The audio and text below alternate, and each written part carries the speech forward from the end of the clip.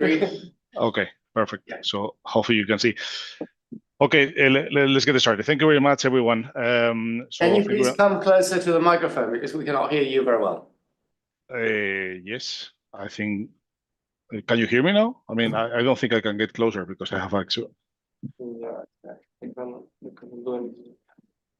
are we at the maximum volume or? Yeah, we're at the maximum volume. So really continue. Some volume. Now? Can you hear me? Hello? Well, increase. You increase to 100. Yeah. Do something now? Hello? Now just go to the. Hello? Hello? Yeah. Let's go ahead. Okay. Okay, thank you very much, first of all, to Professor Rodriguez Pose, also to the Cañada-Blanch Centre. So I'm going to be presenting, actually, this is really, actually, the first time this is going to be presented. So I've been working on this term, actually, on a paper with a few co-authors on capital buffer usability. I know, actually, this departs a bit from the research, the paper I presented actually last term, and I'm probably actually the research agenda of the center. But this is something I've been working on this week. Actually, this is quite fresh from the oven, so fresh that actually we finished actually numbers this morning. So this is the first time, this is the first time, I've set the presentation actually to present this. There is no paper yet, so the paper will be ready actually in a month, we expect. So that you will see there is some restrictions on what I can share with you today, particularly actually the databases that we are using. Anyway, let's get started. Also, I know that probably the audience may not be super familiar with this topic, so I will try to be as didactic as possible and try to skip the most technical stuff and go straight into the conclusions. Let's see whether I succeed or not. Okay, the title of this presentation is going to be Bank Capital Buffers, a deep dive on their usability. This is the first time actually I decided actually to use this title. I don't know whether this will eventually be the title of the paper, but let's see. Okay, like why writing actually this paper? So the empirical literature actually has been focusing pretty much on the economic impact on capital increases and releases, but actually there is limited research on the drivers underlying actually usability. So why a bank would decide actually to use actually buffers if it was allowed actually to do so. COVID actually 2020 is the first time actually buffers were released on a meaningful scale, on a global scale. So this actually presents actually a good opportunity actually to test actually whatever ideas we have about actually this buffer usability. For that, we are going to actually run a simulation. I will explain the methodology as we go through actually through the paper. But we are going to try to model actually the decision of using the capital buffers from the perspective of the bank's CEO, if you will. And for that, we will use actually market expectations. We are not going to be using actual data. We will use actually market expectations. Okay, I know this is going to be confusing for those of you with no background on this, but very quick. But this is essentially actually what the capital a bank's capital requirements. No, so if you focus actually on the column on the left, what you see is essentially what is the total requirements and the different components of a bank's actually capital requirements. We're going to be focusing on the summary here is actually out of actually a bank's capital requirements there is actually essentially two components. One is actually the minimum one, and the other are the buffers, which are actually this part of capital which is above actually the absolute minimum. And its name is actually buffer is because what it's trying is to buffer in actually any potential impact and avoiding actually that any shock actually can pierce through the absolute minimum. That's a bit the idea. Okay, so what's important here is you have actually bank's capital requirements, two components, absolute minimum, and then the buffers.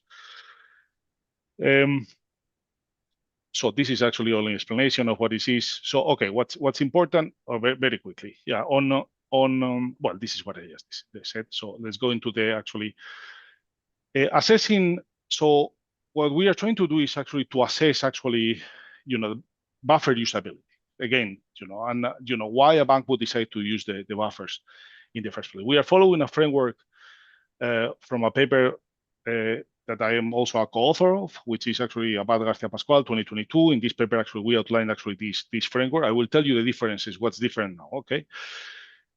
So essentially, our idea here is actually for any bank CEO actually to use the buffers. Actually, a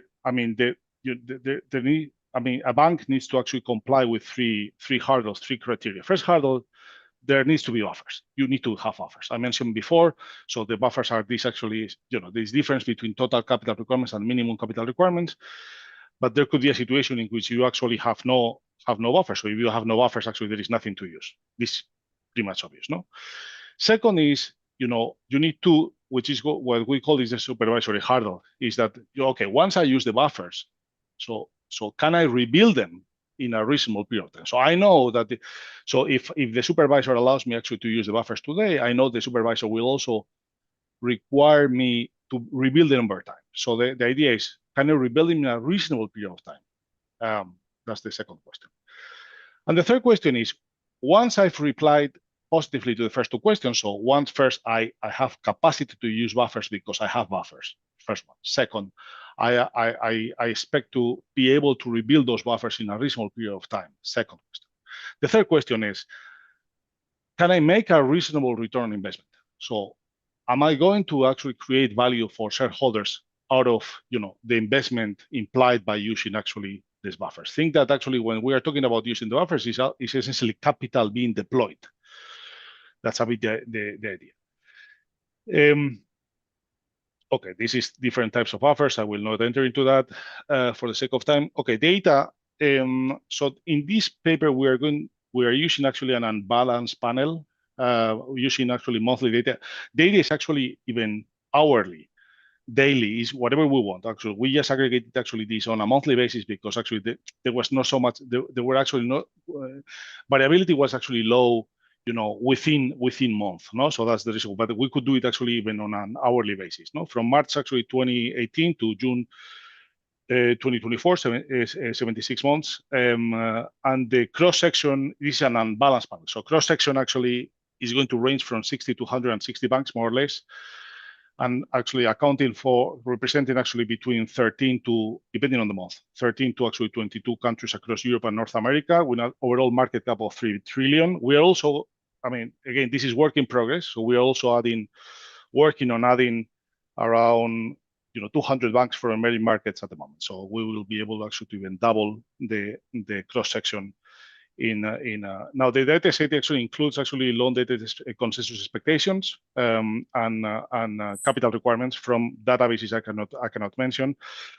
And the improvement versus our previous paper was essentially in our previous paper where it was essentially a cross section. We were using data from a smaller actually cross section, 71 countries compared to 71 banks compared to 159 now. And second, at that time we were focusing on data from January 2021. Now we are focusing on time series, from 2018 to 2024. So that's the novelty here, no. Now, first, very quickly, let's go one by one. So the way we assess actually first hurdle is quite straightforward. This is what you have actually on the left hand side. So this is essentially the management buffer. So the idea here is actually, whatever amount of buffers you want to use. Here we assume actually either 1, which is the bottom actually dotted line, or 2.5, which is the other actually dotted line. This seems to be actually above what is actually the average actually management buffer. So you would expect actually what you see on the chart on the right, which is essentially that most banks tend to actually clear this hurdle. No, so what you have here is actually focused actually on the red line, which is actually that this is the proportion of banks in the sample that clear actually this hurdle. This actually ranges between 70% to 90%. Throughout the time series actually, and it's been increasing actually over time for different reasons that we could discuss if you're interested. So that's the first hurdle. No? Second hurdle, we assess by actually building an organic capital generation model. So this is what we will using calibrated actually with expectations actually data. So and obviously the expectation of a bank can expect actually once you use the buffers, you can have different expectations about your buffers going forward. So it could be actually that you yes. You have 1 minute. Okay, that's tricky. Okay, and okay, so this, yeah, okay, and this is okay. But let's go to the. Let's see. Just 1 minute. Let's go to the last one. Okay. Okay, so this would be the last one. So essentially, after assessing actually the 3 different hurdles, we eventually actually we aggregate them actually on a bank level basis. And therefore, we are able to estimate actually what's the proportion of banks, but we estimate this at the bank level, and then we aggregate upwards. No, so what's the proportion of banks actually over time that would be willing actually to use actually those buffers? And this actually depends on 2 factors. One is actually the type of buffer, and the other is actually the expectations actually about actually the size of this buffer actually going forward. And this is what it gives you. Now, in terms of actually conclusions, and I will finish actually with this. Actually, there is 2 important. First one is actually that profitability drives actually usability. That's the key, the key variable actually here. No, that's one. And we find actually evidence. I show you here. Importantly, the chart actually on the right, that actually what you see those banks actually that clear our 3 hurdles are those actually captured actually by the blue line actually tend to actually grow risk-weighted assets, which is they tend to actually grow assets actually faster than others. This means this reveals that actually those banks actually are using their buffers more than the others. So our model seems to work well. Now, and the other conclusion is really that some of key actually policies recently implemented by the supervisors, which is what's so-called actually we also model explicitly actually this one. This is actually positive cycle neutral CCYB. That's called. This is actually the new big thing actually in terms of macroprudential policy. So we model it actually. We are able to model it within our framework, and this would be actually the orange line. And what we conclude also is that this seems to have actually a positive impact on usability, but the impact is actually very small. So finally, what we say is actually 2 things: is that designing actually a bank capital buffers requires assessing the impact from the users, which is the bank's perspective. Why would actually a bank use them in the first place? Second, profitability drives usability, just as it drives capital deployment more generally. And third one is actually increasing the releasability of buffers will improve usability, but only actually marginally. And there is no silver bullet. Based on our framework, actually maximizing buffer usability requires actually 2 things. Either actually structural measures actually aimed at improving bank profitability more generally, or second, actually capital relief measures via forward guidance, essentially actually telling banks, okay, look, you can use actually this buffer, but you only have to rebuild half of that for the coming actually 3 to 4 years. That would be it, no? And then I leave it here. That's it. Okay, thank you very much. Are there any questions to José? Questions 1, question 2, question 3. Well, it's not my area, but I have a couple of questions that perhaps you can help clarify. Yes. The first one is, to what extent did COVID, and we saw your graphs that there was a decline in COVID, affect your buffers? And second, do you see a difference in terms of use and profitability between European and American banks? And if so, why? Yes, I can show you here. Yeah, there is an important difference actually in terms of, I don't have the split in terms of usability per region, but we have it calculated obviously. Yes, so what we've seen actually is, no, let's see, I think I have it here. Yeah, here. Okay, what you have here on the left is actually, on the left is actually the profitability for the full sample. This is the blue line. And then you have actually the North America red and Europe green. So what this is actually telling you is obviously that, that first of all, one common conclusion for everyone, which is actually, profitability actually slows down precisely when you need it the most, which is what happens actually in crisis. So actually, usability will always actually fall. That's a big issue no matter where you are. Now, second, at the same time, actually, the US banks have been actually historically, and at least actually until 2022, 2023, actually more profitable on average than European banks. This has actually helped US banks. So usability on average tends to be actually higher US banks for this particular reason, except recently, and this is due actually to higher rates in Europe. European banks are very rate sensitive, and this is why actually they've been at the moment, on average, actually, right now and since actually a year ago, more or less, actually, they are on average more profitable than US banks. That said, something we don't have here, but we saw elsewhere, is that the cost of equity remains actually much higher for European banks than for US banks. And this has an impact in our framework for Hurdle 3 when it comes to create value. So that means that actually, so even though European banks, US banks actually are less profitable now, the cost of equity is much lower than for European banks. So all in, even today, with an average actually lower profitability, it's easier for them to create value out of deploying capital than for European banks. So that's even today, actually, the conclusion here is actually even today with actually lower high profitability than US banks, actually, it is more difficult. Usability actually for European banks is actually lower. Okay, thank you very much. So now we move on to alphabetically, as we have the whole session, to Astrid Krenz, who is a professor of economics at the Ruhr University in Bochum, an associate research fellow at the University of Sussex in the Digital Futures and Work Research Centre. And you're going to be talking about energy costs, infrastructure, and firm relocation decisions in Europe.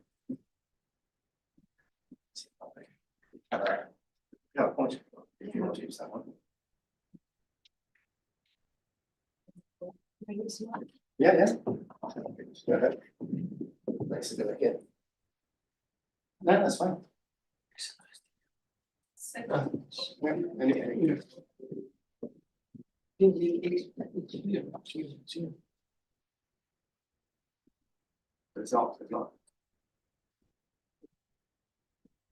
Okay.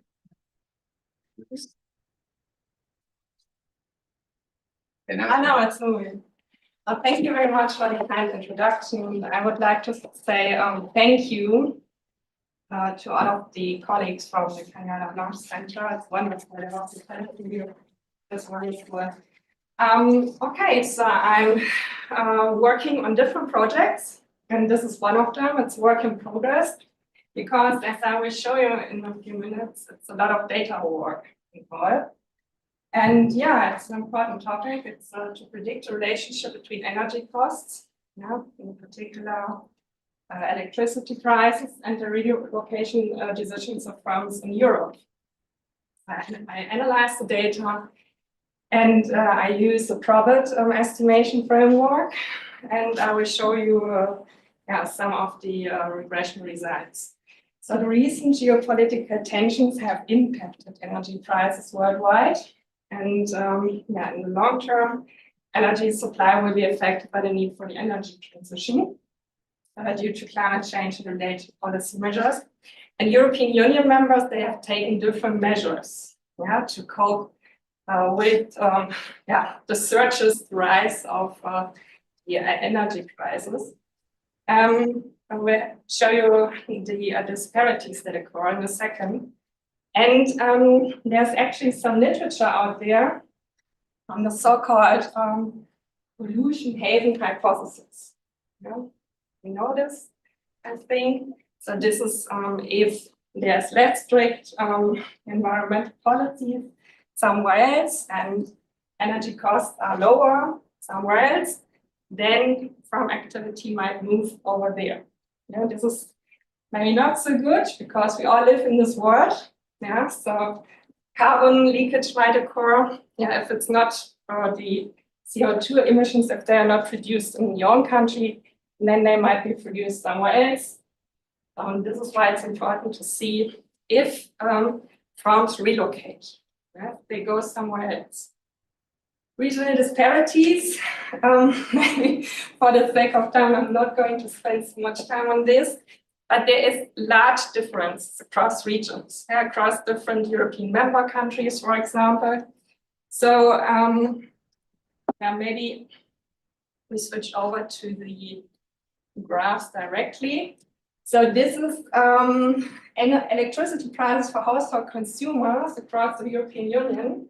And you see in the darker bluish colors the highest electricity prices. They are basically for Germany, for Czechia, for Italy, for Cyprus. Yeah. And the lowest ones are, for example, for Luxembourg and for Malta. I've put here 2 other graphs. So this is basically differentiating between what the households have to pay in terms of electricity prices and the non-household consumers, so industry prices, so to say. I mean, you see they are somehow interrelated. You see like the highest prices they are given for Ireland, for Germany, Italy, Czechia. Yeah? So what's going on there? There's a lot going on, obviously, across the different European Union countries. Well, in the literature on this topic is still quite sparse, but it's important, right? So energy is an important factor for production, and it's expected to carry long-term consequences for performance and spatial choices of production activities, for the patient choices of firms. So of course, we have different sorts of literature on the macro level, like for FDI, mergers and acquisitions, whole trade analysis. So I've mentioned 2 of them here, Garces et al. And Sose and Sato. But in terms of firm evidence, literature is quite sparse. So there's one by Panhans, Laverick, and Hanley from 2017. So it's quite, one of the older literature. And this served kind of an inspiration for me to dig deeper into this sort of work and to get access to the relevant data sets and to investigate these issues. So they find some link between electricity prices and from relocation decisions. So with a cost increase of 1 cent per kilowatt hour, the proportion of firms choosing to locate in a country decreases by 5 to 6%.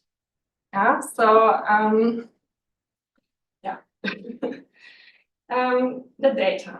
So this is kind of a very data-intensive type of research. So I'm using information from the so-called European Restructuring Monitor. It's a quite nice, rich data source. And it's big data, by the way. So because it has a lot of unstructured information, non-number, non-quantitative information, namely text, price and online news sources from the European Union, collecting data on firm restructuring. So for example, this is media outlets like the BBC, like Bloomberg, the FIAZ, and so on. And it has information on firm closures and firm expansion, restructuring, job losses, company name, and it gives you industry sector information, regional information, the NACE at the NUTS level. So for our analysis, we use the information whether from offshored, delocated, reshored, or relocated. So basically, I will construct a dependent variable of whether there was offshoring or delocation happening, and it's binary, it's a 1, versus it's reshoring or relocating. This is coming back to the own country, and this is then a 0. The unit of analysis is the case of offshoring, delocation, reshoring, or relocation. Data from 2002 until today, like 2025. It's 74 destination countries. It's 2,167 unique cases of mobility decision. So this is maybe something to be cautious about. So I could make a firm level analysis, but I'm concentrating on the different cases of reshoring, of offshoring, because a firm can offshore to multiple destinations. And I'm interested in all of the cases. I'm not having the firm level as unit of analysis, but the level of cases. Then the energy information comes from the International Energy Agency, so it's electricity prices. You have to buy the data set, basically. They have different data sets you can acquire, and it has lots of information, yearly, quarterly, monthly, weekly, and so on. Again, very large data sets. So we use yearly electricity prices for industrial consumption. Yeah. And World Bank development indicators to model different other aspects. So this is some example from the European Restructuring Monitor. So this is basically the news that is taken to derive information on whether it's a delocation, offshoring, reshoring, or relocation. You see, this is from the Het Financieel Dagblad, so obviously Dutch. The problem with the data set, if I may say so, is that not all of the mobility choices are correct. So you have to go into the data set and you have to check for it. And you have also to add some of the information because it's just not given. For example, India in this case would be missing, or Poland, and you have to incorporate it. All right, so the empirical analysis by themselves. So you can use discrete choice account data models. In the past literature, there has been a lot of conditional logic modeling. I also have done some of these. Here I decide for the probit estimation. I can then also apply some IV estimation framework. This is also something I have done in the past. I'll talk about it in a few seconds. Yeah, basically this is modeling the probability that from I chooses to relocate to this destination J in time t, y equals 1, the following term, and the x is a matrix of destination J's characteristics, x variables. The firm will derive a utility, profit, so to say, from making a relocation decision.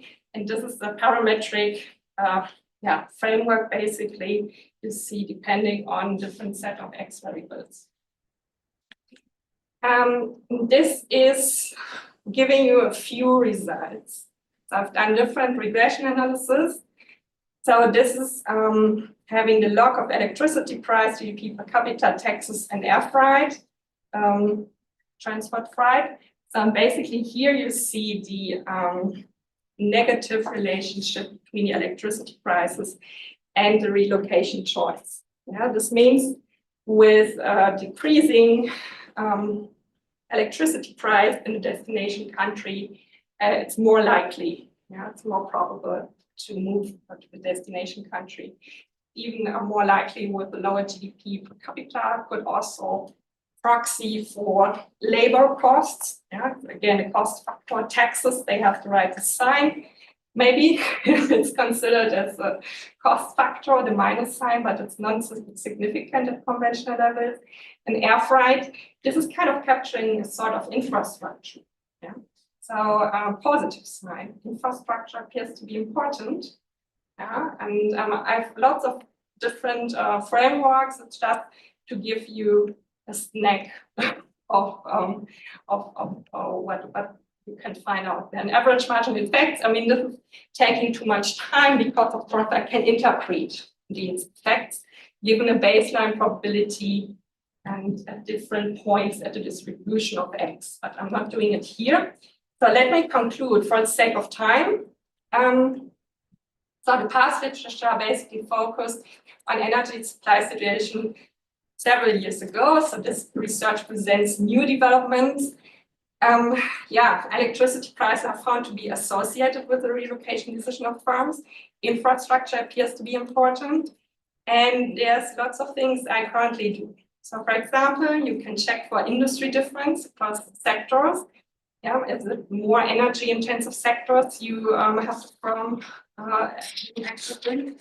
investigate effects for different energy usages, solar energy, wind energy, which mean the heavy data intensive work will even get more heavy and data intensive, and IV estimate. So I tried out some IV, hasn't worked well yet. Basically focusing on an average across different EU countries, like those that are closest in their GDP per capita to each other, which is maybe not a good idea because if you think about energy policies between Germany and France only, very different, although maybe similar GDP. So now the idea is, And this is something to talk about further, maybe in the future with the colleagues here at Cañada-Blanch. Having an IV that is based on energy imports in relation to energy consumption, because my idea is to have it as a scarcity indicator. Is energy scarce in your country? You have to import. Prices go up. Maybe this could be a good idea. So you see, I'm still in the step of IV estimation of the identification of effects. Thank you so much. Thank you. Thank you very much, Astrid, and thank you very much for sticking to time. Any questions coming from the audience? Yes, why a binary variable? Have you tried or have you thought of using other types of analysis? Because you had 4 categories.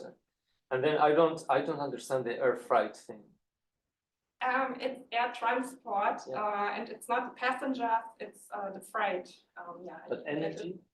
No. It's an infrastructure variable. It's a proxy for the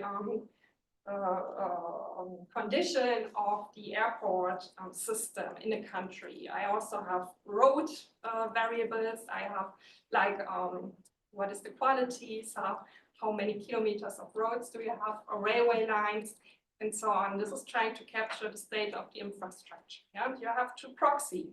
Not easy, you have to proxy. Could be air travel freight, could be air travel passengers. There's also different variables in this data set. 1, 0, this is the probit approach. And you know the logic approach is like multiple zeros and the 1, because I choose among multiple locations. So I can go to one other side, one other regional country, and then I have like a bunch of zeros in there. And here it's just 1 and 0. It's really binary. It's not like the other case conditional logic or multinomial logic model. I mean, it's a decision of methodology. I can also run a logic approach. I would do to make you happy. You run different approaches. But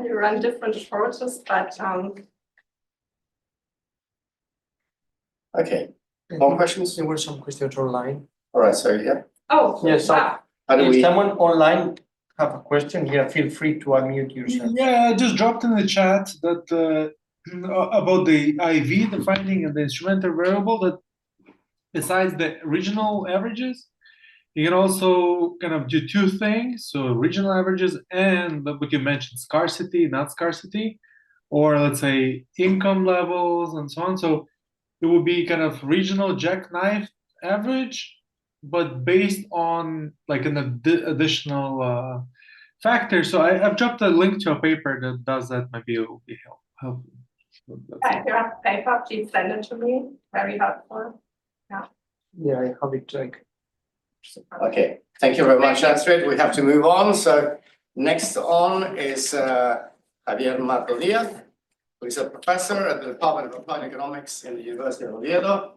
And he's going to be talking about labor market benefit sanctions, a comparative analysis.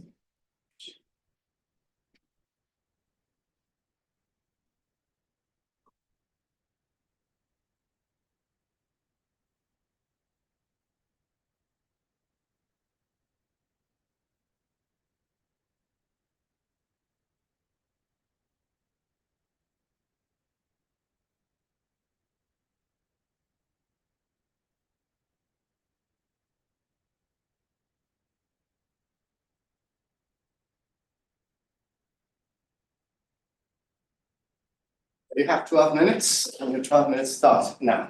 Thank you very much. So just as a way of introduction, my work has to do with something called the active labor market policies, which for those of you who are not familiar, we are talking about policies for the unemployed or for disadvantaged groups in the labor market, such as young people or long-term unemployed or women or people with disabilities and so on. Also, I work on passive policies that have to do with the benefits, with transfers to people. And I'm also interested in education and also in well-being, and always in relation with the labor market, with unemployment, with work precariousness, and so on. The context of this sanction project comes from a personal worry that I have. I understand. I agree with José Abad, who 3 years ago said that Europe was a garden because we have political freedom, economic prosperity, and social cohesion. There was a polemic there because he also mentioned the jungle, and there were problems. He was a high representative of the European Union for external affairs, but I think this garden is important to keep it. And in order for doing that, we need an efficient labor market, among many other things, that is capable of increasing productivity and also capable of catering for those in need and fulfilling its role as a social institution, using Robert Solow's famous words. And in that regard, the role of labor market policies has been and should continue being one of producing inclusive labor, inclusive active policies. So those subsidies or training or orientation and that kind of thing for those in need, and at the same time reducing moral hazard. That is, allowing those who receive benefits to seek for their best job. This is the main function of benefits. Sometimes we forget this. Benefits have a function, have an objective, which is to allow people to look for the job that matches their ability, but not to relax too much. So a policy of carrot and stick, carrot being the active policies and stick being the sanctions for those who do not seek for work. The general objective of this research is to analyze the Spanish system in the light of the UK system. The Spanish system is of sanctions, we are talking, is perceived to be less severe than other European systems. And I am very much worried about the future. In Spain, as of today, we have 19% of the population who were born abroad. In the future, with the next recession, it will come sometime, we don't know. There are risks if any benefit system doesn't work well. There are risks of concentrating benefits on those in need, who are more likely those who are less capable of, who have less human capital, immigrants, among others. And the populist message would be, in that case, the immigrants, not only they are coming to take our jobs, they are also taking our benefits. In the past football cup, there was a very funny comic strip saying because the immigrant players scored for Spain. Comic strip said, "The immigrants are coming to score our goals." So this is just for the sake of humor, but. I am very worried about the system of sanctions in Spain regarding the future and that European garden. Particularly in the UK, why the UK as a reference? Well, because in the UK there is extensive research available, and there are very interesting results, both as regards the consequences of sanctions and as regards the drivers of sanctions. Regarding the consequences, as opposed to some populist view, the people who go back to work as a result of sanctions are very few, in the realm of 10%. Regarding the determinants of sanctions, there is extensive research on regional differences and socio-demographic factors. To give just one example, if you have a region with many young people tend to comply less than old people, therefore they tend to be sanctioned more. So this is why the UK serves as a reference. Both in Spain and in the UK, as in most or if not all European nations, there's a two-tier system. I'm going to be quick here: unemployment insurance and unemployment assistance. A temporary unemployment insurance and sometimes open-ended unemployment assistance. There have been changes, not so many in Spain, more in the United Kingdom, and there have been, and there is something that is interesting to think is why the sanction. Well, the sanction comes if you don't comply, And in order to comply, you have to be available for work. You have to turn up for meetings at the Public Employment Service offices. In the UK, they're called Job Centre Plus, Job Centre. Sorry. You have to also sign a job seekers agreement, and you have to accept an adequate, so-called adequate job, and so on. They are very similar in Spain and in the UK, in other European nations as well. The work search commitment and showing evidence of looking for jobs is not so common in Spain. You don't have to show proof of your applications.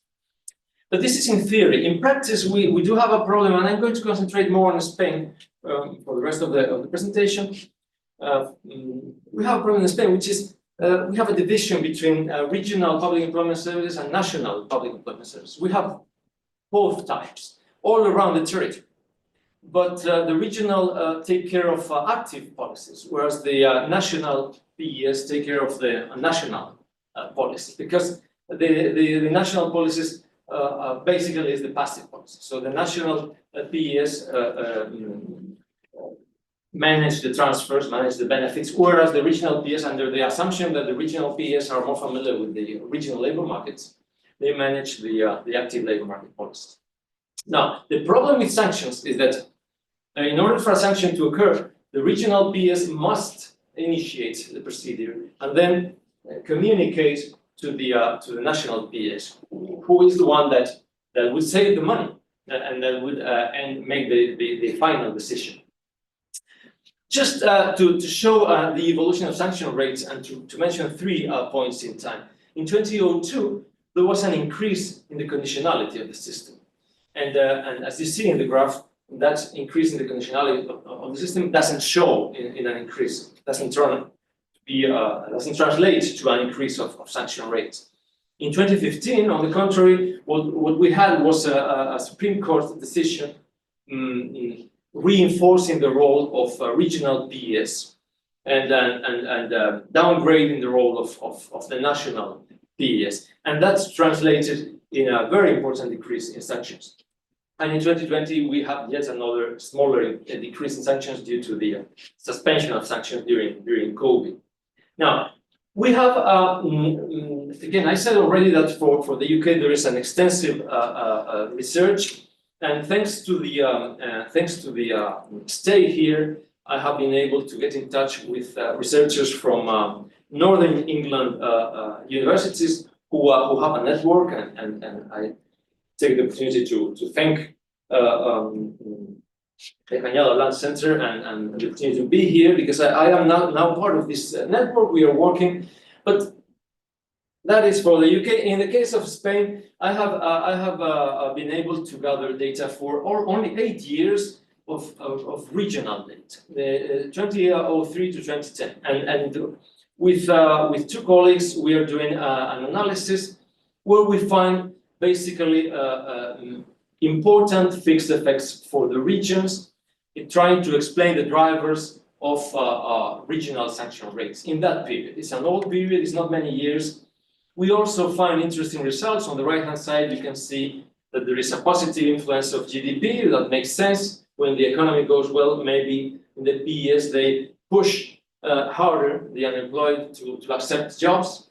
Also, an interesting result regarding whether the regional government has the same political color than the national government. This is the second arrow right here. And that is a positive sign of the coefficient, meaning maybe the collaboration among the regional PES and national PES is increased when there's the same political color. And then another interesting result, the more contributory benefit in a region, the less sanctions. People who get contributory benefits or unemployment insurance, they get higher amounts. They usually comply to a greater extent. Caveats of this research as of today. Well, there's Spanish data only for those 8 years. Maybe that data is insufficient because differences may exist at a below regional level. street level bureaucrats make decisions. Those are at municipal level, sometimes at office level, of public employment office level. It is unlikely that we get more data. I have touched several people, and this is politically sensitive. And it is not easy, finally, to carry out original analysis with UK data because, as I said, there is a lot of people and a lot of research done. This is not easy to be original. So my concluding remarks and the feedback that I request from you guys would be, well, number one, this is a conclusion that I already had when I began. It's an amazing field of research, in my opinion, and I need to decide. I need to decide whether to keep waiting for Godot, that is for richer Spanish data. It's difficult and it's not pleasant to beg for data. Whether to try to publish the existing evidence, which I just presented quickly, while continuing in the UK network where I am at the moment. Whether to pursue a wider comparison with other European nations, or whether to launch a qualitative analysis of the Spanish case, or comparison with the qualitative comparison with the UK. Those are my questions. Thank you very much. Thank you very much. Javier? Okay, questions from the audience.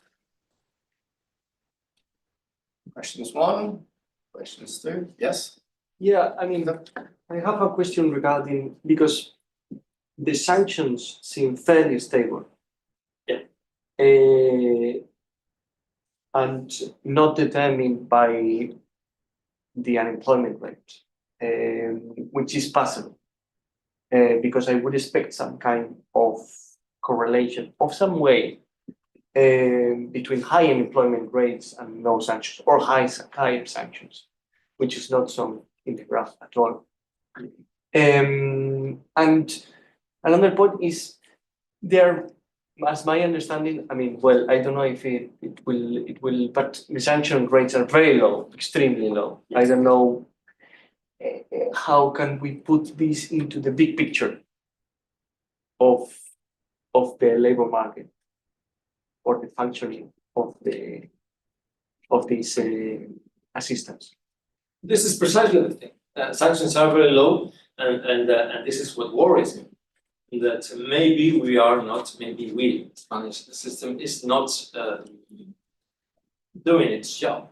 Maybe it's not doing its job. And the sanctions, I would also expect, related to your first question, greater variation. There is an influence. There seems to be an influence of GDP and unemployment. Well, I am including unemployment in the previous year, and there is a negative sign in one of the regressions. We ran 3 regressions with small difference, little difference among them. But this is the thing. This is the thing. There are wider differences among regions than due to the economic cycle or to other factors. This is why it is interesting. And what is there? The institutional framework, I think it is there quite clearly. But how do you demonstrate that? How do you give proof? Okay, my question here is more an encouragement. Why don't you do the comparison with the UK? You started, this is within the framework of the UK, but in us, this is for Spain. The main difference between Spain and the UK is that Spain is a centralized country. The UK is within England. It's not. It's very marginally decentralized. Why not compare both of them? Because you can get whether, having a centralized system actually makes a difference or not. Right. Well, the answer is very clear. In the UK, there is richer data, and to a lower level, there's more disaggregated data, and the analysis has been done by others. So, does it make sense to put together the regions at the equivalent to a Spanish autonomous community with the UK and do the comparison? Maybe it does. I don't know, it's not my area, but I find it interesting because Right. You have a clear difference and you have not exploited it here. No, Not yet. Okay, That's a good. good. Thank you very much. Thank you for your interest. So, good. Now we go to the next presenter, who's Christos Papagiannis, who is the director of the Eteron, I hope I pronounce it, Yes. Perfect. Institute for Research and Social Change, and a PhD candidate in European Studies, specializing in the political economy of artificial intelligence at Maastricht University. And he's going to be talking about how can AI shape business strategies while addressing ethical concerns such as data privacy and job displacement. So you have 12 minutes and the floor is Thank you very yours. much. First of all, I want to ask you not to be very strict because this is my first year in the PhD, so I'm still in the process, in the early stages.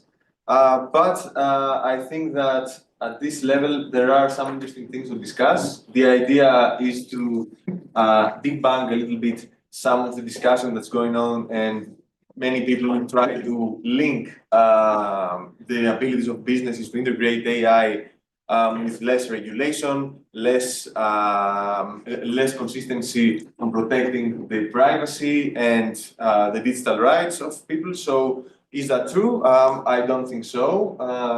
And I will start with an interesting quote from Robert Solow, the famous Solow paradox. You can see the computer age everywhere, but in the productivity statistics, which is the fact that despite the fact that we had a growth when it comes to technology, we couldn't see that in the productivity. And the key element there is actually each and every person. So we conducted the research in Greece, 1,000 people, it was a random sample, all over Greece, and it was electronically collected, and we tried to ask the Greek people the level of awareness, and the level of awareness was high, very close to the European levels in UK, in Spain, almost everywhere, some minor changes. And then we tested the use of generative AI. There, Greece has less usage of generative AI, 38%, which is a big difference when it comes to the awareness of AI applications. So why do we have these kind of differences? These kind of differences are also common, not in that level, but they are a bit common in other European countries. And it was a very interesting paper from Garicano and Heaton that they tried to use the IT supply as a factor of the productivity, let's say, of public sector, specifically the ability of police to investigate crimes, etc. What they saw in the data was that it was not so much the supply that was the determinant of the ability of the police to combat crime, but it was the way that they were using technology. So IT supply was not a factor, and they concluded that the way that we integrate those technologies, and if we have a specific goal and we give, this human-oriented thinking is much more efficient. So you will see that in most in most European countries that they are excelling in AI, there is more, let's say, positive attitudes towards AI. You could say that this is a chicken egg issue. We don't know if usage of AI produces more positive thoughts or the other way around. We are going also to discuss about this. We will see again that in the global south, people are also much more positive towards AI in comparison to the Western countries. So in many cases, we could say that the fact that there is high exposure on artificial intelligence in some specific countries might be irrelevant to the attitudes towards AI. And then we want to check what are the main fears of the Greeks. They follow the global trends. They were afraid of privacy violations. They demanded data protection. They demanded transparency on AI decisions, which means that they want to see the rationale behind every decision. And they were, of course, afraid of job displacement. Then I conducted a simple correlation analysis using IMF indexes on innovation and the economic integration of AI and the regulation and ethics index. So here we can see that this myth that if we do not care about regulation, we do not care about the ethics, it's totally debunked. Of course, it is a small, and not a strong relationship. So of course, we cannot say that regulation and ethics are a ticket to success, or they are linked to success. But what is definitely true is that authoritarianist views and views that they do not share, let's say, the fears of the people, and they say that, okay, we do not need regulation or discussion about ethics, cannot be actually grounded on data. You can see here the Innovation Economic Integration Index, the map, and then how the map becomes more blue in countries that they were already having better integration of artificial intelligence. And the key idea is that building trust and addressing the concerns that the public has is a main factor that could actually enhance artificial intelligence success when it comes to the integration in businesses. And it's very interesting, this question that we replicated from Gallego et al.'s paper, and we saw a major difference on the Greeks. In the Spanish case, 66% were in favor of accelerating the integration of AI. In Greece, that was significantly lower, and this is also something that we can observe in the integration of artificial intelligence in the Greek economy in relation to the Spanish one. So, what has to be done is to actually find a correct independent variable. So we can check if digital infrastructure is also a driver in this case or not of the positive or negative attitudes, and of course check it with the economic integration. This is where we are so far. So, do you have any ideas or? Oh, thank you very much, Christos. So, questions? So could Spain be considered part of the global south? No. Turkey and Yeah, but according to the results. yeah, this was very interesting, and it was very high, and probably it has to do with the sampling a little bit, but because in this case, Gallego et al. Asked specifically workers, and our sample was general and we would not segment working people. But again, it would be a major difference. We wouldn't have, a significant result on comparing them. It could be probably higher, again, in the Greek case, but again, we would have a major difference. And this is a good question. The thing is that also in the case of Spain, Spain has a better integration of artificial intelligence in comparison to Greece. So probably there is better confidence. One question from me. You got a survey that is rich, it covers quite a lot of people, but what is it that you want to explain? Because you have described the survey, compares to the rest of the world, but what is the ultimate goal? Is it how do you promote better integration of AI, or how do you, for example, maximize the benefits and mitigate the risks of AI?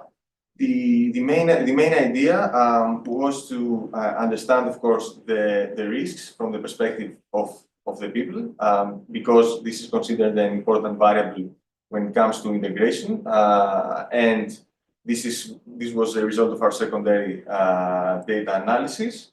And so we wanted to see what are the major issues that they popped up. And it was, very interesting the fact that they wanted to know the rationale of the decisions. And this was very high, something that we didn't expect. We expected privacy to be the most important thing. And so this could be a guide for businesses and governments, and the government specifically, to try to mitigate these kind of issues, and so create a more positive attitude towards artificial intelligence. This is the idea. Okay, well, thank you very much. Thank you. And now we move on back online, and we have Assistant Professor Denis Ivanov, who is an Assistant Professor of Political Economy at Corvinus University in Budapest. José has a question. Oh, José has a. All right, so Will you raise your hand? Yes, can I make it or should I wait until Yeah, the end? yes, go ahead, go Oh, ahead. no, okay. No, very quickly. No, I found it very interesting the last presentation, and I mean this is just an idea. I mean, I don't know whether you're trying to focus on the perception of this, and you want to remain within the perception, or you want to go into the impacts actually on productivity, linking to your first slide. I think that there is not much actually done on this, but what I liked a lot actually an experiment, because I think the way to look at this is through experiments, and I think done by Sadek Paul, in which actually what they test is actually precisely, so it is just an experiment with a few of their students in a study in Barcelona.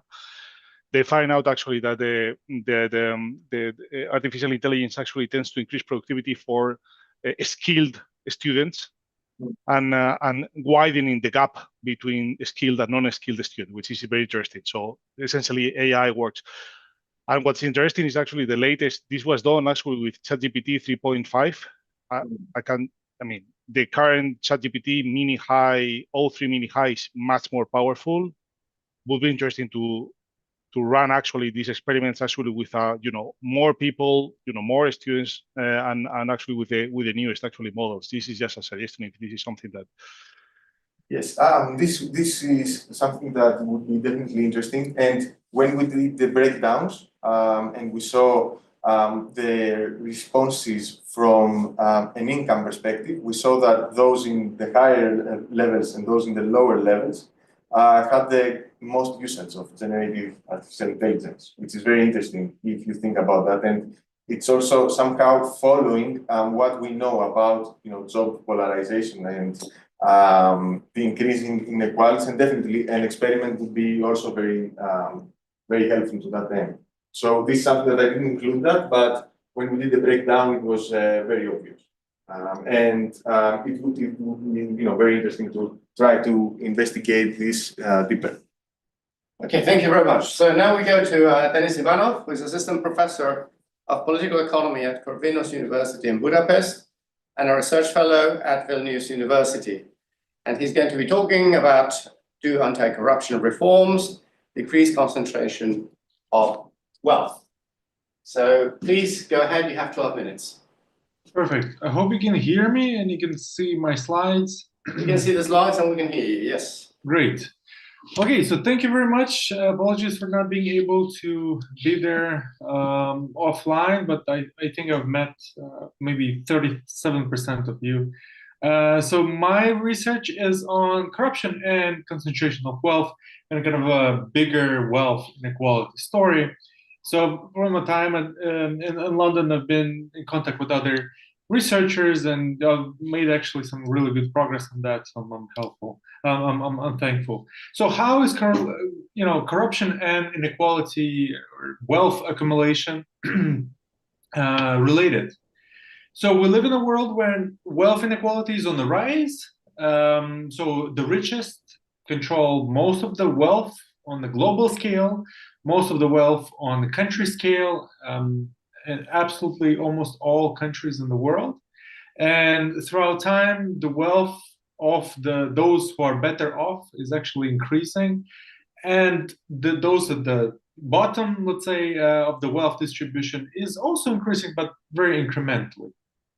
However, when we talk about corruption, is really kind of case by case, country by country example, right? So countries try to defeat corruption, they're successful, or maybe they bounce back, or the reforms are not successful. And it's really case by case, especially when we think about kind of developing countries, right?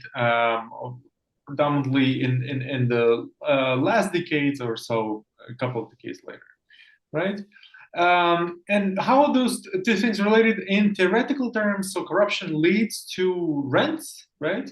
And then accumulation of rents at those who are the top of the distribution is faster, right? And the corruption for those who are at the bottom of the distribution, the have-nots of the world, is expensive.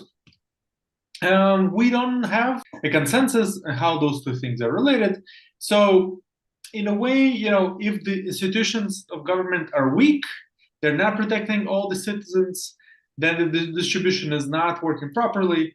And then corruption is there also to, you know, throw gas to the fire. And then you might have growing discrepancies. However, paradoxically, in the long run, maybe the differences between groups who benefit from corruption and who don't might actually remain stable, and inequality within those shares might actually increase.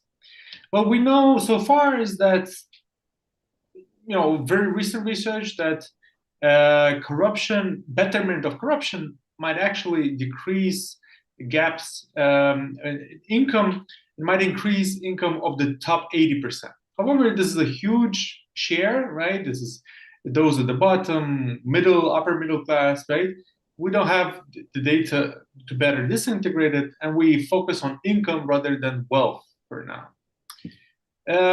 We also have some limited evidence that maybe in different contexts, or maybe there's a U-shaped curve in between corruption and inequality. Maybe there is no relationship at all, right? Maybe it depends on the context, maybe it depends on the decade when we're analyzing, so we have no consensus. Usually also inequality is measured by Gini, which is nice, understandable, but it doesn't grasp all the elements, especially what's happening at the tails of the distribution among the top or bottom in terms of wealth, right, that people have. So in this paper, I'm looking at focusing on concentration of wealth at the bottom and the top, and also looking at causality, which is kind of a new sexy thing everybody's doing with this difference in difference design, and I want to be doing it as well. So when we look at the kind of a global stage, but you know, breaking down by regions, we can see that inequality is on the rise. The share of the top wealth is much bigger than on the bottom. So for example, in Middle East, more than 35% of the total share belongs to the top 1%, right? At the expense of the bottom 50, which doesn't even have, 4% of the total wealth. And on the bottom, you can see that the numbers are below zero because for most of the people on the bottom of the distribution, debts are higher than what they own in terms of assets, right? And kind of, and then you have regional differences as well. On the corruption side, again, this is kind of case by case basis. So one of the prime examples of great success in terms of corruption reforms is Estonia, that has started as a republic in the Soviet Union and is now in an upper middle class income bracket. So there are multiple ways of measuring corruption. I look at 12, and most of them are correlated. So it's usually maybe 2 or 3 types of how you measure corruption. It's either perception-based, or maybe opinion of the experts based. And the third is more subjective, maybe kind of the cases of corruption that you can read from the news or reported to courts and so on. But that one is little, less, is not that great of coverage when we talk about different countries and times. So I picked 2 most different, and from those 2 different types. And as you can see, so that, with the red line, the upper line, control of corruption, things are doing great. But maybe not all the time, public sector corruption measured as, what experts say, maybe is not not doing that great. Although, these are Z-scores, so standardized, and in absolute terms, both of them are, kind of high level. When in terms of the corruption, the situation is not bad as compared to other regions, other countries. What is important is that you have the increase and that continues and stays at the high level, and maybe it shows us that maybe the situation with corruption is actually getting better and it's stable. When on the world stage, you can say that so reformers, those that go through anti-corruption reforms, eventually converge with non-reformers when we talk about wealth accumulation at the top, right? So it's less people that concentrate the wealth at the top 1 and top 10 of wealth, and the situation is actually getting better on the bottom, right? So overall, maybe there's less inequality when we talk about wealth in those that have gone through the reforms. And we're talking here only like descriptive. So I have panel data, a longer time period going back to the 1970s, and then I have a combination of data on wealth with corruption indicators, other controls, all packaged together nicely. So I have a long data set to see whether those two things are correlated, and eventually there is a causal mechanism. So I have the dependent variables of what you've seen. So top and bottom wealth shares, those are kind of standard. Additional controls on the percent of top 1% of income, right? You turn your income into wealth, especially future generations, and other things, inflation, political violence, national income, and so on. So a simple model, panel data using country fixed effects and year dummies. And so these are kind of the main results that, yes, there is evidence that better situation with corruption helps the bottom wealth to go up. And we have some evidence that the top contracts as well. So the way you read this graph, you have the zero line. If the estimates overlap the zero line, then it's not statistically significant. If they don't and they're on the right, then it's a positive effect. If they don't and they are on the left, it's a negative effect. As you can see, that there is. But this is kind of boring story. Now the new popular stuff is the difference in differences. So this is a methodology to basically compare countries, those that have gone through the reforms with those that have never gone through the reforms. And there is a parallel kind of trend. You have an assumption that those countries, in terms of wealth inequality, are similar. And then based on those differences in years and countries, you have a conclusion that, well, maybe the differences in outcome variable is actually due to causal, right? Something causal. So you need to identify the years where you start this treatment, and the way I identify it is with the same with kind of Estonian story. I have a jump, right? So the index jumps more than one standard deviation, it stays at the same level or even increases for the following decade. And then I say that, well, the corruption reform was successful. I double check it with OSCE reports on reforms. I have it for most years, but mostly for transition economies of former Soviet Union. And I have a total of 54 reforms that happened from 2000 to 2010. And around 40% of the total sample are country years after the reforms. So if you look at overall, so the corner on the bottom right, these are the clusters of countries that have gone through those reforms. So the methodology, I've discussed a little bit. It's just a simple model. The only thing that I add on top is that if you come from the same region, then the effect, then we can compare you, right? So I compare Latin American countries with Latin American countries, those have gone through reforms and those that haven't. And based on those regions and this more granular regions. So these are the main results. oops. As you can see, so if we start from the top left, top 1%, well, you have time periods before zero, which have inflated errors, which means that there is no statistical difference between the countries, so we can compare them. Then you have the reform, and then the results are not statistically significant up until year 4 or 5. Then there's a blip of significance at that years, and then again they're statistically insignificant in estimates after that, meaning that probably, you know, for the top 1% of wealth, it didn't increase, it didn't decrease the wealth. Maybe the effect overall is neutral. For the top 10 of wealth, right? So it's a bigger group of rich people.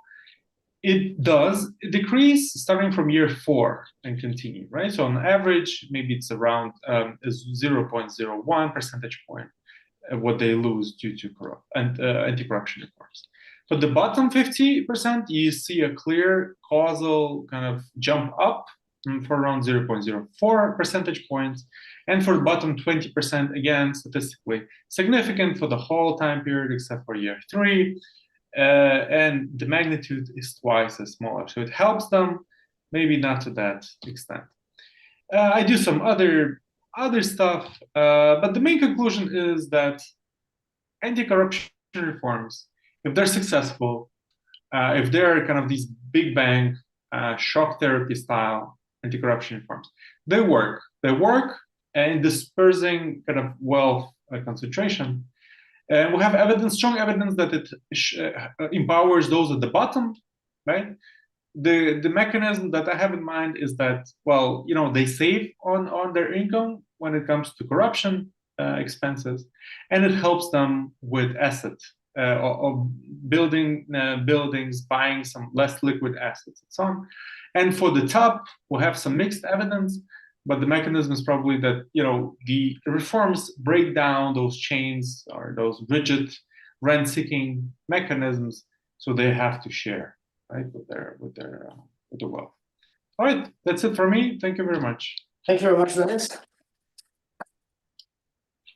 Okay, questions to Dennis. Questions 1, questions 2, questions 3, and my questions. Dennis, nice presentation, interesting topic. 2 things. The first thing is your definition of corruption and controls of corruption seem to come from the World Bank, global governance, world governance indicators, and other similar sources. How reliable are they? And then you're also looking at the top 1%, the top 10%. You're looking at the bottom 50% and the bottom 20%. Why those intervals and not others? For example, anything around 50%. And you also seem to find that, yes, more corruption control actually benefits those at the bottom, but it does benefit, or it seems to benefit more those in the bottom 50 than those in the bottom 20. Why is that? Great questions. So yeah, so actually the kind of the big elephant in the room is the data. Especially in the wealth data, obviously is not super precise, but we can talk about, when, you know, that's why I have like a long-term period, we can talk about trends. And they're evident. In terms of perception, yes, so this world governance indicator, it's mostly perception, right, based, and they're correlated with Transparency International perception index. They're correlated with other perception-based. This is a part of the story. The other part of the story is, you know, the other index that I chose, kind of a, you know, expert base. And then these are the 2 very different ones, but I do the same analysis with the rest that are still correlated. My main message is that if, you know, there is no corruption, or the fight against corruption is happening and it's successful, you know, you kind of know that it's there, right? There are different maybe aspects, legislative corruption, petty corruption, and so on. But overall, maybe those 2 things are, except maybe for high political corruption, those 2 things kind of go hand in hand. But again, this is overgeneralization, obviously. And the second question, yes, so the the shares are kind of standard in the literature. So basically, the bottom 20 in itself has the poorest household. So poor, obviously, the poverty indices and kind of the inequality are different, but bottom 20% takes care of the poorest household. They're obviously underrepresented in all of these data, but this is the best measure that we have. And bottom 50% actually has the middle class, kind of. It's a rough data, but obviously, thanks for the suggestion. I can really play around with the shares and you know, really get to some other. Okay, well, thank you very much. Thank you. And now we move still online to the next presentation, and this is from Marcos Valentinos, all the way from Argentina, who is a PhD candidate in social studies at the National University of the Litoral in Santa Fe, in Argentina. And he's going to be talking about state capacity and industrial policy in the Global South, a multi-scalar analysis of Argentina and the province of Entre Rios between 2010 and 2023. So Marcos, the floor is yours, and you have 12 minutes starting now.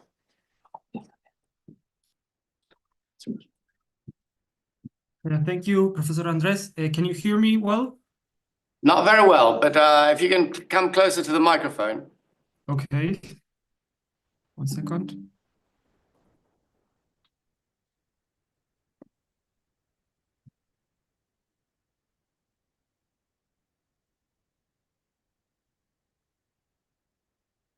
So, can you see the presentation? Yes, we can. Okay, perfect. Thank you for the presentation. Also, thank you to the colleagues of the Cañada-Blanch Centre for hosting this event.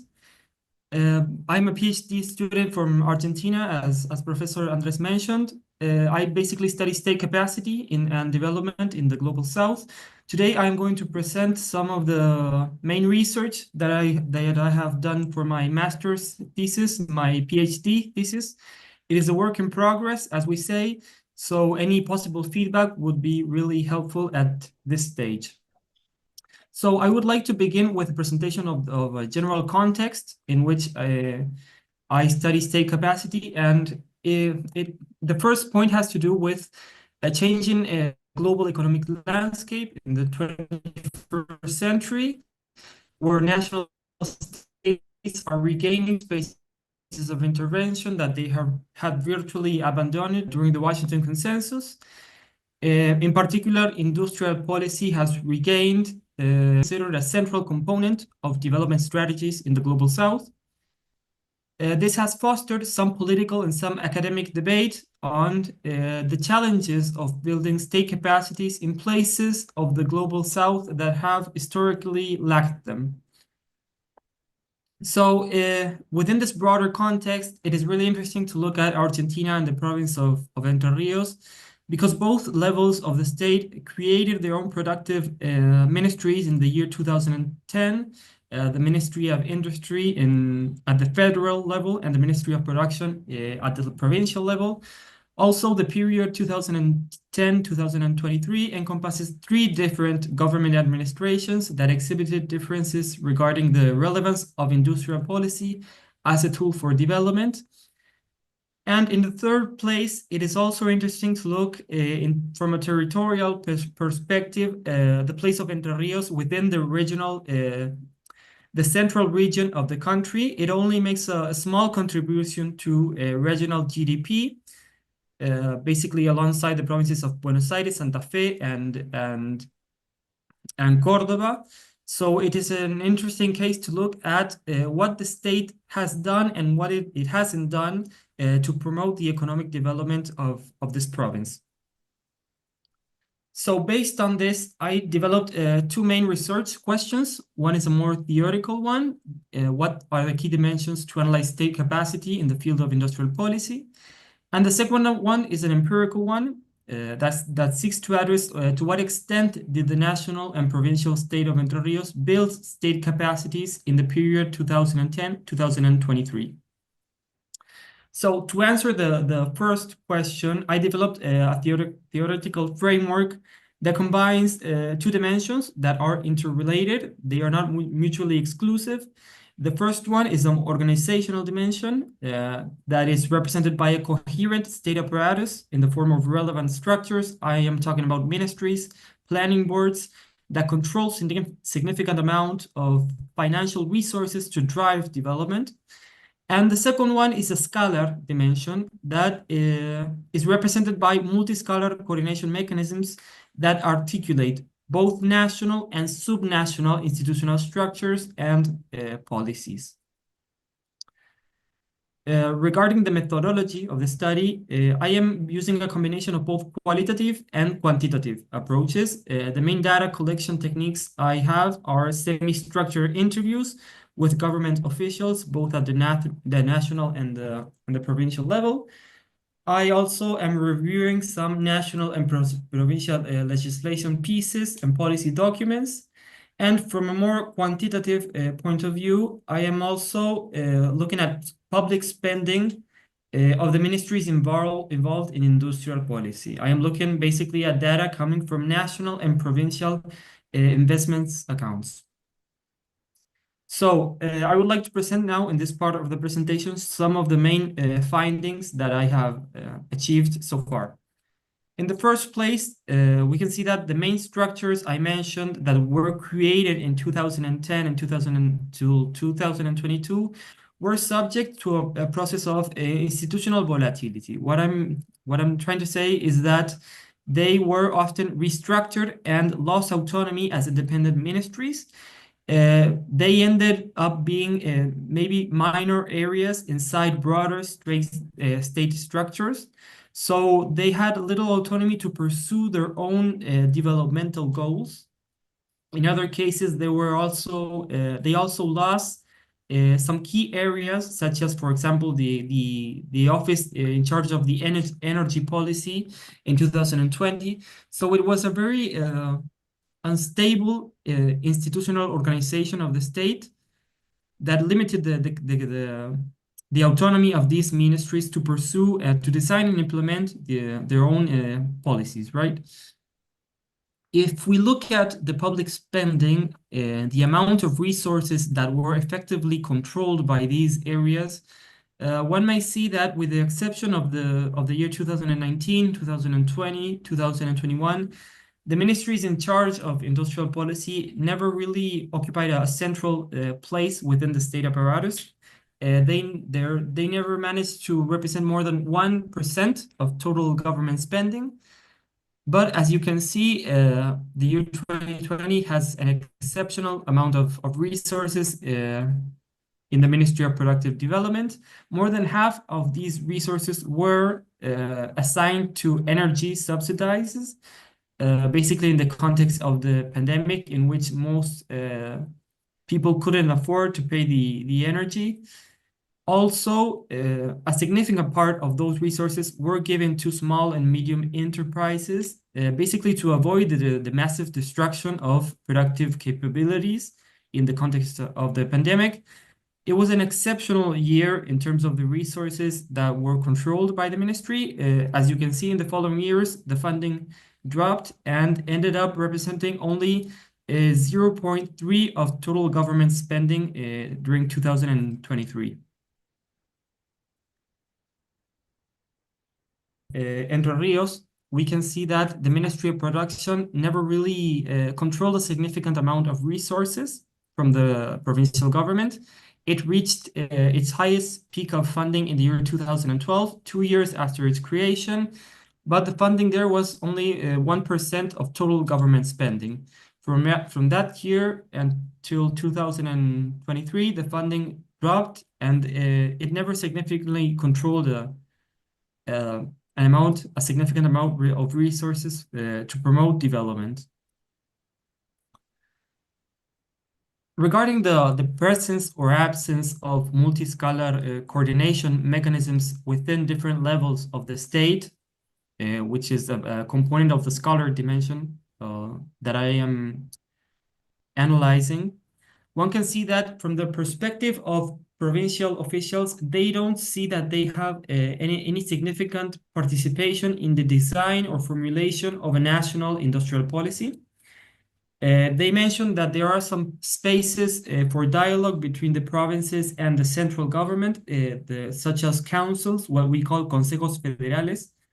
But these places don't actually work in practice as a real opportunity for provinces to have a significant participation in a national policy.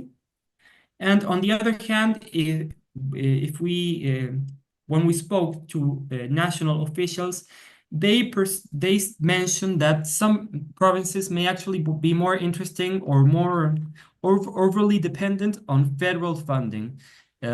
They mentioned that it's the main objective of a provincial government should be to have its own productive strategy rather than wait what the federal, like the national government does. I believe this has some limitations because not every province has the same capacities to and the same amount of resources to design and implement their own policies. Some non-central provinces rely heavily on federal funding, so this may be a problematic situation. Also, if we look at the implementation of national policies within the territory of Entre Rios, we may see that national funding is mostly managed by local governments and the private sector. The provincial state doesn't play a significant role in the policies in the territory, so it tends to play a marginal role. And also the main recipients of the national transfers engage in fragmented and variable connections to national agencies. So what we are seeing rather than coordination mechanisms is a process of fragmentation between different levels of the state that don't engage in a significant articulation in the field of industrial policy. So based on this, there are some preliminary findings I would like to mention.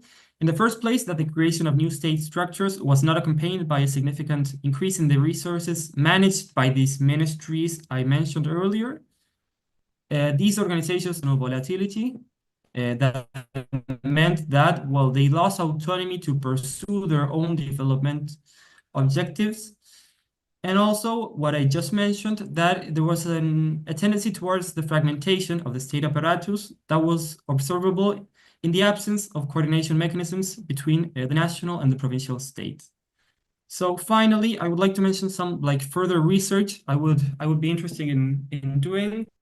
In the first place, I would like to analyze other ministries or agencies involved in industrial policy, as well as from a theoretical point of view, I would like to further explore more theoretical perspectives that combine bottom-up and top-down approaches to state involvement in development strategies. This is to avoid territorial traps where I focus more on the national scale or more at certain regional dynamics and don't engage in don't get to comprehend the multi-scalar processes that underlie state intervention. I would also like to discuss the role of left-behind places in development strategies in the Global South. More specifically, what type of multi-scalar interventions and state capacities are necessary to level up non-central provinces. This is mainly to avoid a one-size-fits-all national policies that don't really take into account the necessities and the productive dynamics of certain provinces. So that would be it. Thank you very much for your attention. Thank you for the nice picture of the LSE sign. So questions from the audience? Okay, 1 second. Yeah, okay. I'll do the questions then. You had 19 interviews and you just put a quote from interview number 18 saying that there's a problem with the way the provinces behave because simply the provinces, what they do is they try to maximize the amount of money coming from national government and they should have their own industrial strategy as the national government has. My question to you is, does the national government really have an industrial strategy for the province of Entre Rios? One. And second, what is the balance of resources? Is it that officials at the provincial level are just mainly concerned with maximizing the returns in terms of, let's say, funding by the national government, or do they have other sources of funding that allow them to actually pursue a different type of strategy from what is being done by the national government? Okay, great. Thank you for the questions, Professor. From the research I've done so far, I don't think that there is a national strategy for development in the provinces. I think there is a set of fragmented policy programs that are basically offered to the provinces or to the main actors involved in industrial policy, but I haven't seen a national strategy for the development of any province in general, but for the province of Entre Rios, also I haven't seen a national strategy. And regarding the second question, other sources of funding, some provinces have funding from the IDB, which is the International Development Bank. There have been some programs in the province of Entre Rios, but those were like in the 2009, 2010, 2011. Most IDB funding goes to infrastructure rather than industrial policy itself in a more strict sense. And there is also some funding from the what we call the Investment Council, which is an organization of all the provinces that has some common funds. And this is what provinces like Entre Rios are managing now in the absence of national state intervention. Basically, the federal funding just was cut under Javier Milei's presidency. So my province is heavily relying on funding from this what we could call an interprovincial council. Okay, thank you very much. Thank you. And now we go to the final presentation. Last but not least is Diaz, who is a postdoctoral fellow at the Center for Climate and Energy Transformation at the University of Bergen in Norway.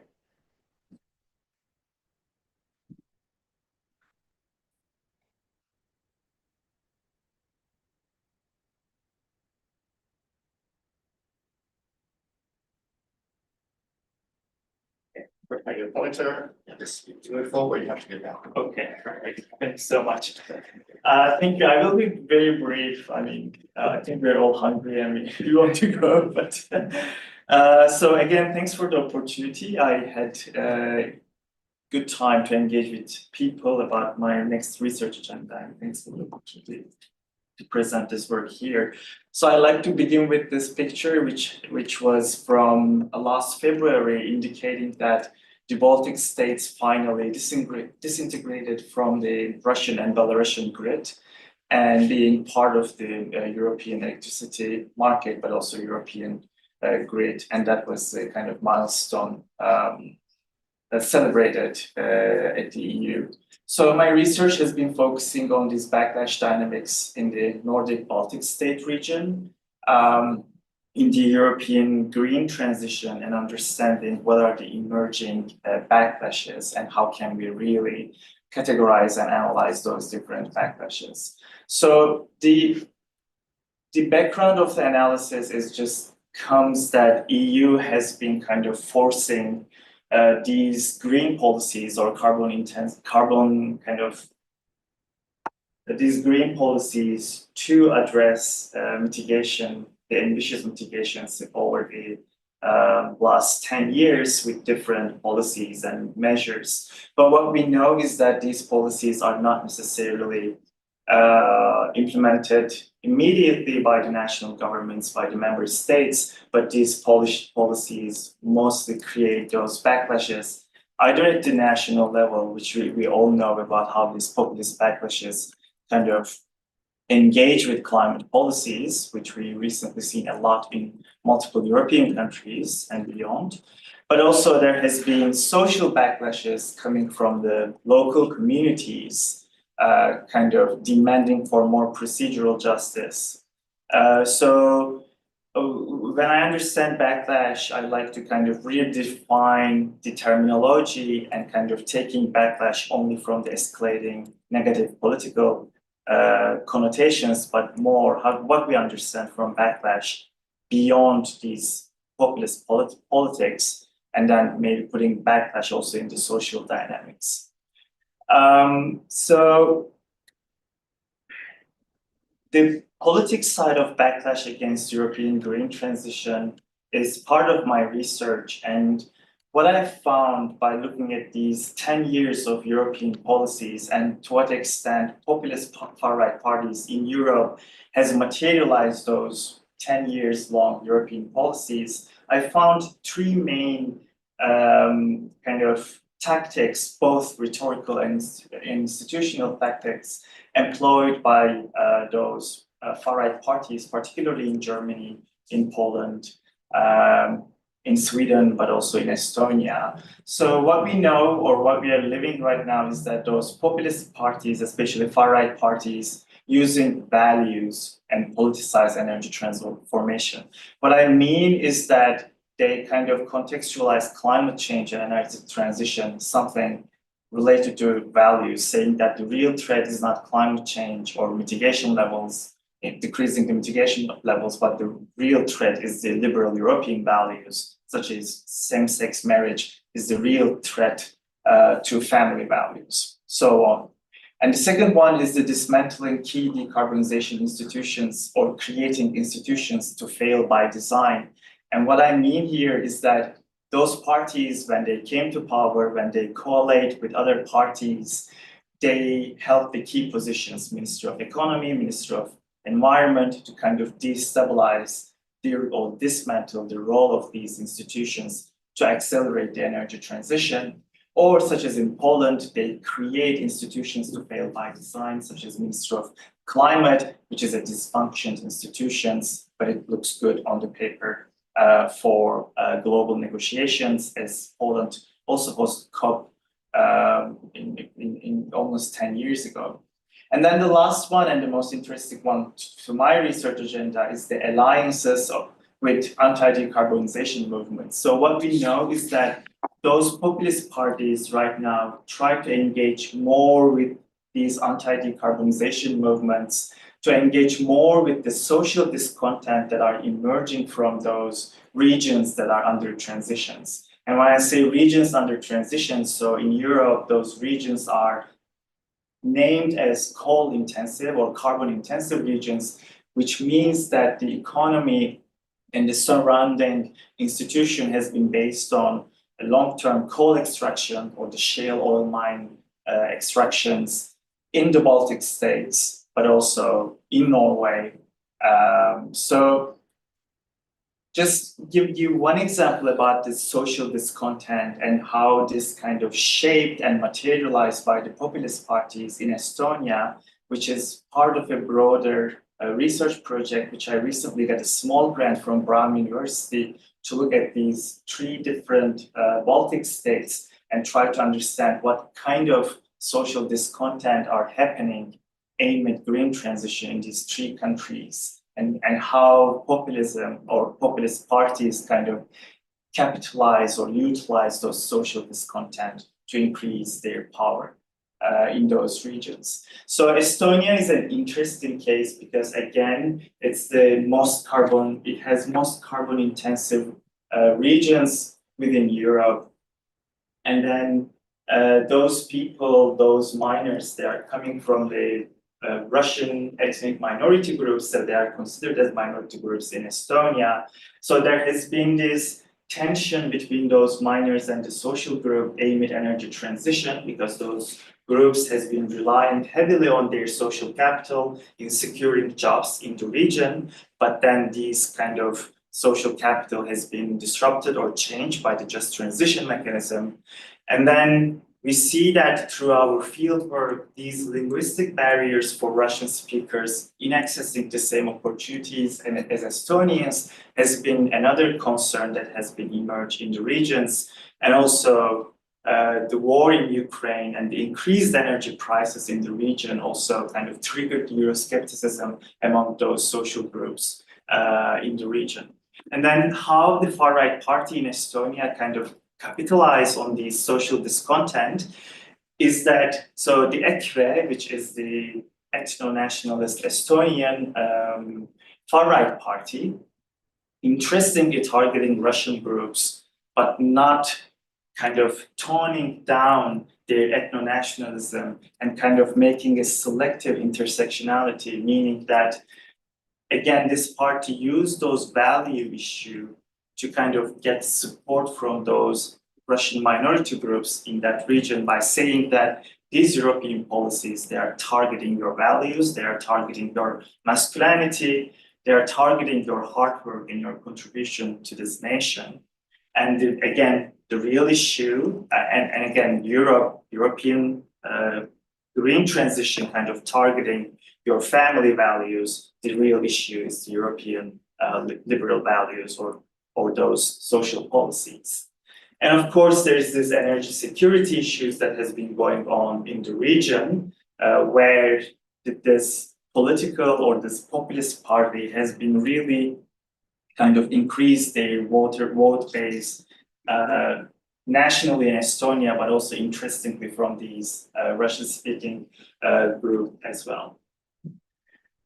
So these were just two examples of the bigger question that I'm working on right now to kind of getting this small grant and to apply bigger grants. So on one hand, we have this one populist backlashes which has been emerging and getting bigger and getting more support in major European countries.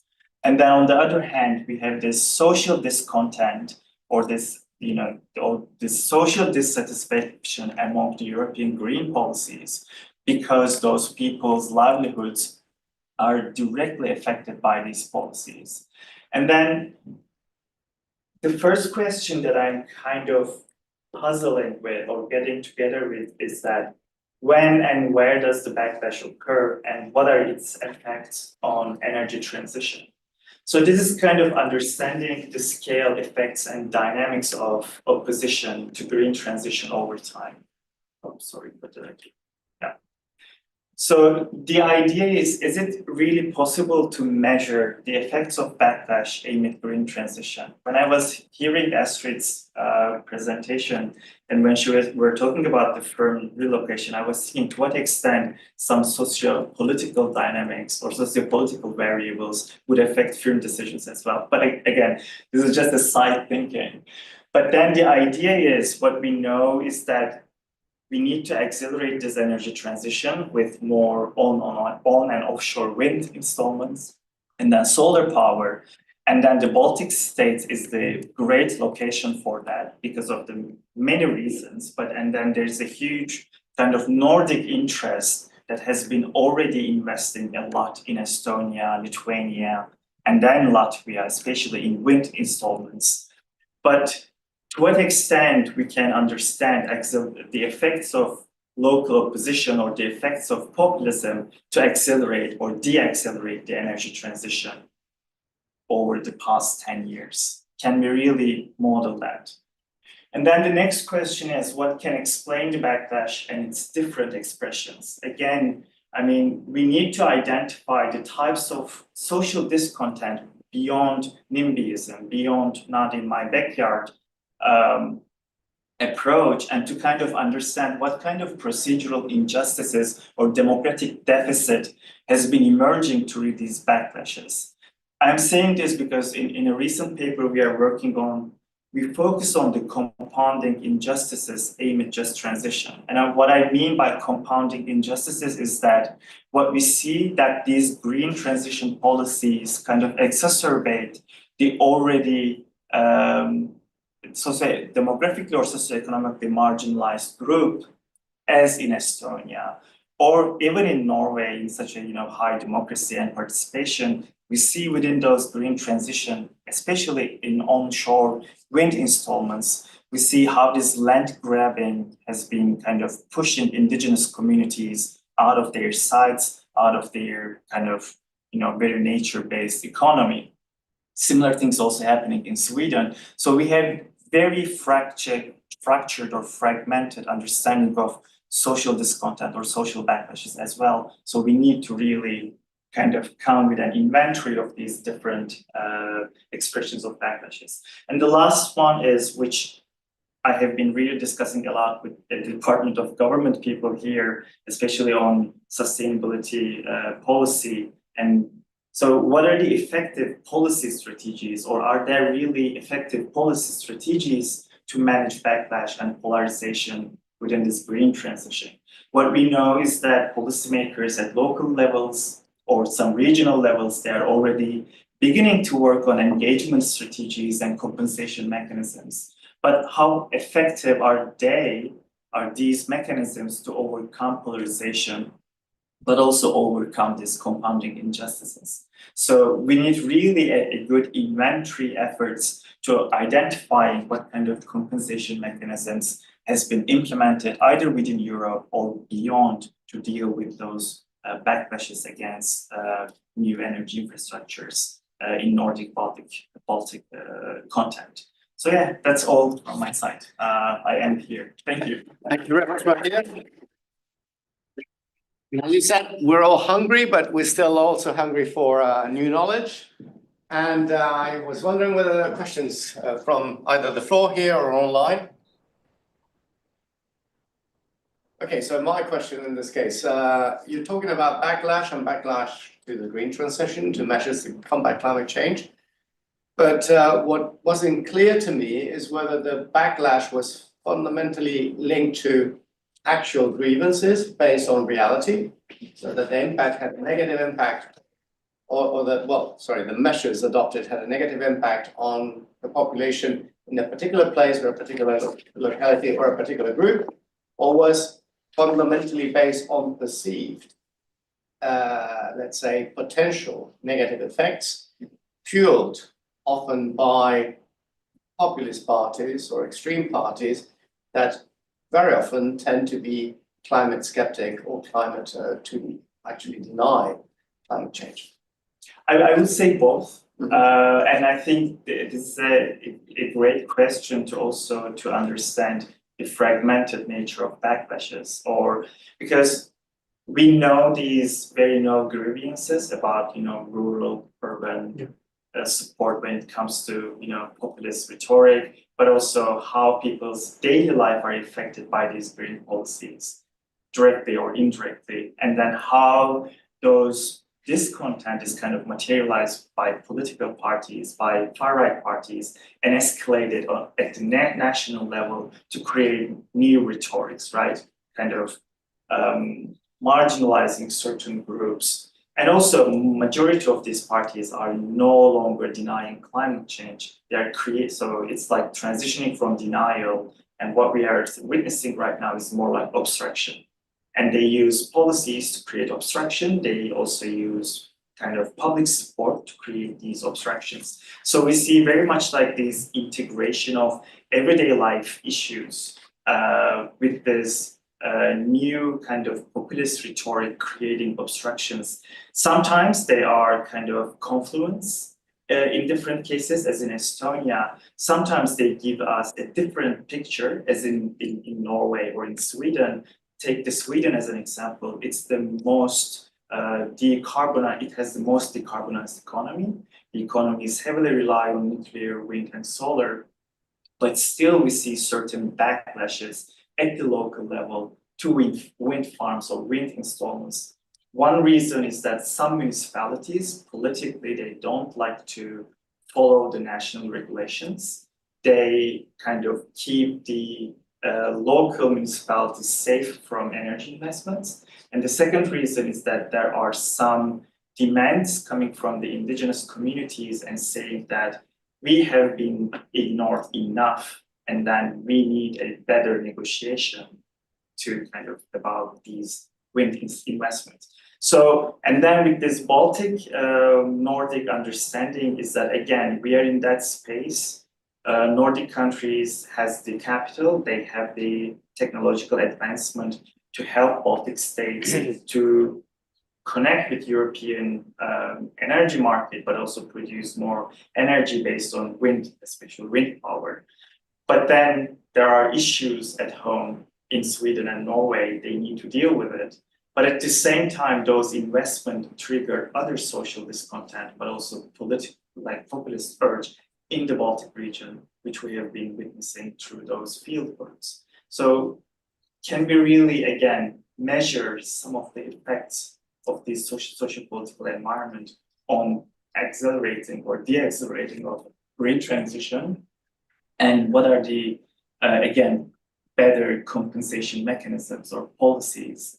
Are there any available policies that are worked or failed? And how can we make an inventory of it to understand, you know, the negotiations tactics basically to overcome about this backlash? Yeah. Okay, thank you very much. So that's, I think it's late for us in London. Thank you very much to all 7 presenters, all 7 fellows that have been presenting the work they've been conducting here in the Cañada-Blanch Centre at the LSE during this winter term. This is not the end of the term. We still got 2 more weeks to go, and next Thursday, on the 27th, we'll have Professor Evelyn van Leuven, the director of the AMS Institute, Amsterdam Institute for Sustainable Cities, that's going to come about redesigning a sustainable city for the future. So I'd encourage all of you to come and attend. And also I'd like to, again, thank all the presenters and all of you that actually followed us online. Remember to stay tuned for new events, and to do that, please follow us online, whether it is on LinkedIn or on X. Thank you very much, and see you at the next meeting, which is